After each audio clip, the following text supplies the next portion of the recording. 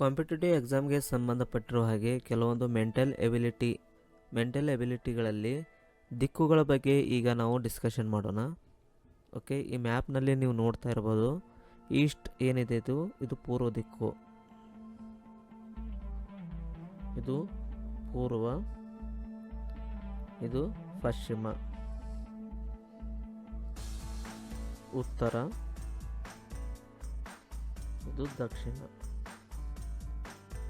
Okay, ಇದು north East ಏನಿದೆ ಇದು ವಾಯುವ್ಯ, ಹಾಗೆ ಇದು ಈಶಾನ್ಯ, ಇದು ಆಗ್ನೇಯ,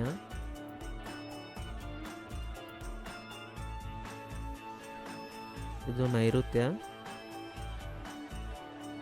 ಓಕೆ, ಪ್ರತಿಯೊಂದು ದಿಕ್ಕುಗಳ ನಡುವಿನ ಕೋನ 45 ಡಿಗ್ರಿ ಆಗಿರುತ್ತದೆ. ಓಕೆ, ಇದನ್ನು ನೀವು ಗಮನಿಸಬೇಕು, ಇದು ತುಂಬ ಇಂಪಾರ್ಟೆಂಟ್ ಇನ್ಫಾರ್ಮೇಷನ್.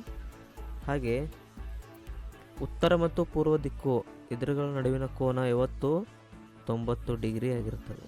ಓಕೆ, ಹಾಗೆ ಉತ್ತರ ಮತ್ತು ಪಶ್ಚಿಮ ದಿಕ್ಕು, ಹಾಗೆ ದಕ್ಷಿಣ ಮತ್ತು ಪಶ್ಚಿಮ ದಿಕ್ಕು, ಹಾಗೆ ಪೂರ್ವ ಮತ್ತು ದಕ್ಷಿಣ ದಿಕ್ಕು. ಓಕೆ, ಇವುಗಳ ಎಲ್ಲ ನಡುವಿನ ಕೋನ ಏನಾಗಿರ್ತದೆ 90 ಡಿಗ್ರಿ ಆಗಿರ್ತದೆ. ಓಕೆ, ಹಾಗೆ ಪೂರ್ವ ಮತ್ತು ಪಶ್ಚಿಮ ದಿಕ್ಕಿನ ಕೋನ ಏನಾಗಿರ್ತದೆ 180 ಡಿಗ್ರಿ ಆಗಿರ್ತದೆ.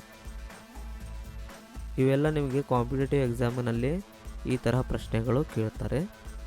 ದಿಕ್ಕುಗಳ ಬಗ್ಗೆ ಸಂಪೂರ್ಣ ಜ್ಞಾನ ಇರಬೇಕು. ಹಾಗೆ ಅವುಗಳ ನಡುವಿನ ಕೋನಗಳ ಬಗ್ಗೆ ನಾವು ಇಲ್ಲಿ ತಿಳ್ಕೊಂಡಿರಬೇಕು.